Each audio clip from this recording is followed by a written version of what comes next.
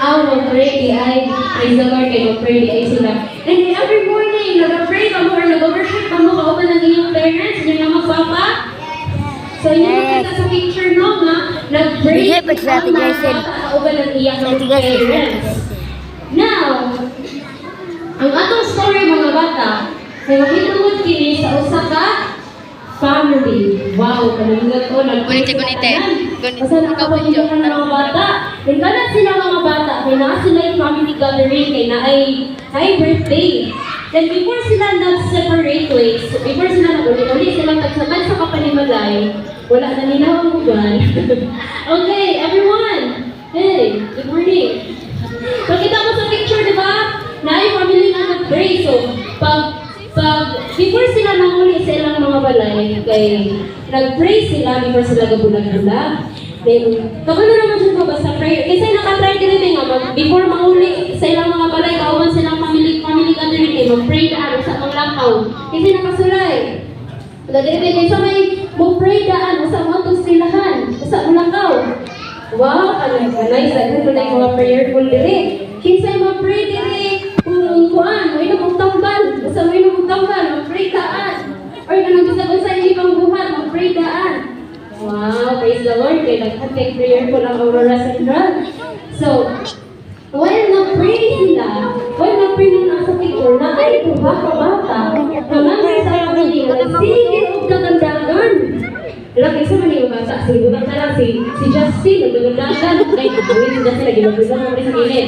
Si Justin o si Jared, pero sige sila nagdagandagan, saba tayo, when nag-pray tong family na dito sa anak sila, nag-pray sila niyo. Si Justin o si Jared, kaya nagsige sila dula, sige dagandagan, sige katawa, saba kayo sila sa tanan, ang katong tapat sa nag-pray, sige siya ingos.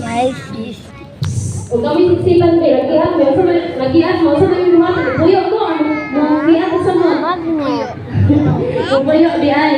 Pero katong mga kabata, mga kabataan, kaya nasamot ginoon sila o giat, mas disapa ginoon sila nagibatlong. Inana po ka mo? Yes. Ha, basta batlungon nga ni, basta mag-pray. Unsa na yung kumatan basta mag-pray?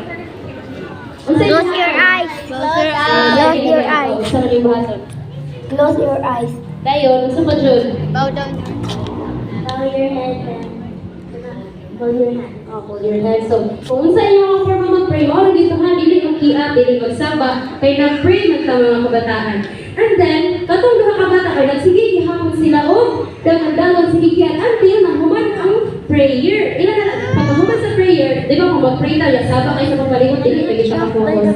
So, katong nag-pray, yan na lang yung palingon tayo, nahuman yung pag-ampo, kay sino di mahilom ang mga bata. Paghuman sa prayer, giduol ang duha ka bata kay sa man si Justin o si Jared bayo man.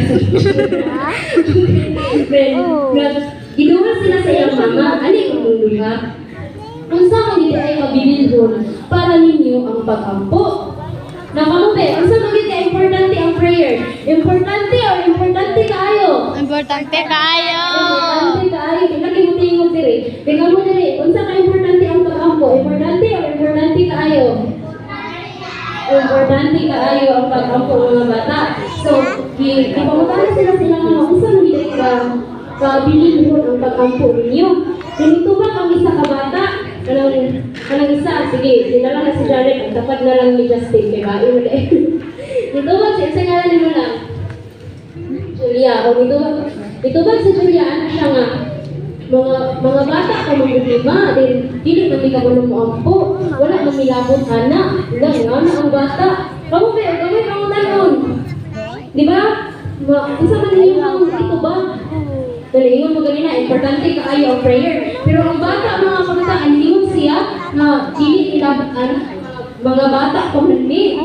Pero, ang pag-ampo dahil mga kaisunan is wala siya gipili nga edad. No? Regardless kung edad, kakakakan ako, kaya importante kaya nga, musampi ka sa Ginoo. Kaya kung atong basahon ang Ephesians 6:18, ang sabi mo nila, mabasa ninyo, basa ka to be.